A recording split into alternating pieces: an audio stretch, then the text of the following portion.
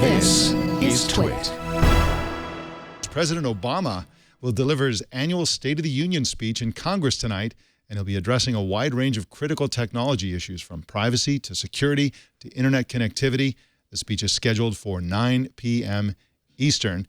And Joe Panettiere, this is as we watch the State of the Union addresses, I tend to always watch them, I think, they get more and more technology-oriented because of the privacy issues, because of the need for presidents to associate themselves with innovation, and for a variety of other reasons.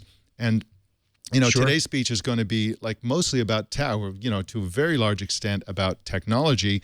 And of course, the president is going to be sort of spinning his agenda. He's kind of a lame duck president at this point. He can't get reelected, so he's got a little bit more leeway and freedom to pursue a slightly more independent agenda that he's been able to do in the past.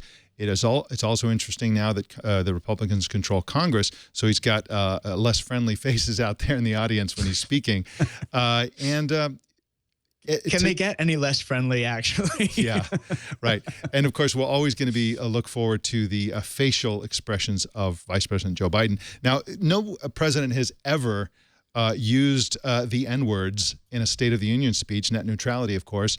And President Obama is probably going to be the first to bring it up. He's going to bring it up because the crucial vote is coming up. Once they vote on new rules for net neutrality, it could be it. You know, that could be the internet we've got based on those rules. The Republicans, of course, have come up with an alternative that isn't quite exactly net neutrality, but they're trying to head off heavy regulation. What else do you think that the president is going to be talking about today in his speech? You know, I think we're going to see a real emphasis or hear a real emphasis on the term municipal wireless. And it may not be that exact term, but the whole thesis is, can cities and rural areas begin to build out broadband networks if big companies don't do it and don't do it correctly? And, you know, the whole idea is there's a digital divide, not only an economic divide in America, but a digital divide in terms of how good our broadband networks are as you move from one city or one town to the next. So I think there'll be a big emphasis there. And the question is, number one, will cities and towns begin to take the lead on this discussion? And number two, will broadband providers react in a positive manner when the president is pushing everyone for more competition in the broadband area? Yeah, absolutely true.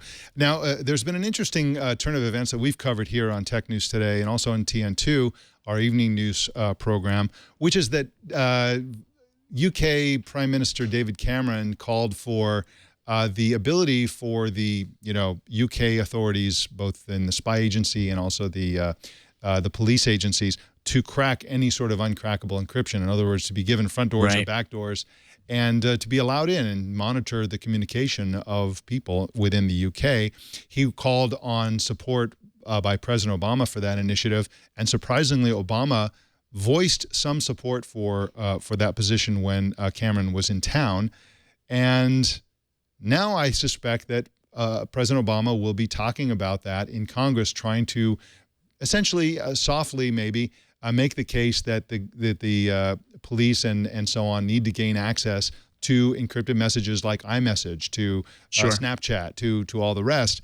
And if I know the president and the way he does things, he will bring that out, which is a security related issue, and then he'll try to balance that with a ton of things that secure privacy that will essentially be easy politics.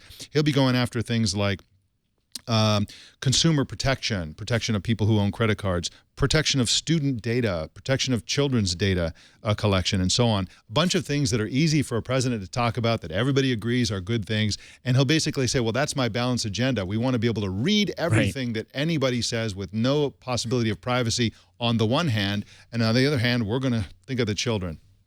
Well, Mike, you bring up an interesting point, because if you read some of the critiques of President Obama, there are some great articles online talking about the fact that if you were on the campaign trail with him before he ever was elected president, and maybe some people in the room were conservative and some people in the room were liberal, if you listen to that same speech from both sides of the House, it felt like he was appealing to both of you, yet neither of you. So the guy's a master in terms of making his message sound like it's the right one. But then at the end of the day, you're not quite sure how he's going to proceed. So I think that's the big question. How is he going to proceed on privacy, especially when Apple iOS and Google Android are going with built-in encryption going forward, and the feds have been upset about that, and we really haven't heard Obama speak about that. Yeah, absolutely. And I would personally like to see the president back off and on the necessity, as he's going to state it, that the government needs to have access to everything. I mean, to me, an encrypted conversation over Twitter, or, over Apple iMessage or something like that, is identical, or at least comparable, to two people standing outside whispering to each other. We have the right to have private conversations no matter who we are. And I think we should also have that right electronically. I think we need a lot more protection from malicious hackers, state-sponsored hackers, and so on, and a lot less snooping on us, and a lot more protection of the right of people to have private conversations. That's what I'd like to see, personally. Yeah, I'm also interested to see, in terms of your thoughts on that defense from hackers. There have been those who've suggested that the NSA and other government programs have spent far too much trying to penetrate other systems, but not enough in terms of trying to defend the U.S. systems. So it'll be interesting to see if sort of like an NFL football team, if we switch from an offensive mode to a defensive mode going forward.